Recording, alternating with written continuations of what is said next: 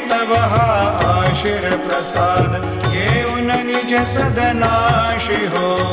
आज्ञेस्तव हा आशीर प्रसाद घेऊन निज सदनाशी हो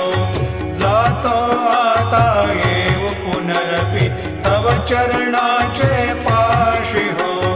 जातो आता येऊ पुनरपि तव चरणाचे पाशी हो मुठव तुझला साई माऊले निज हित साधायासी हो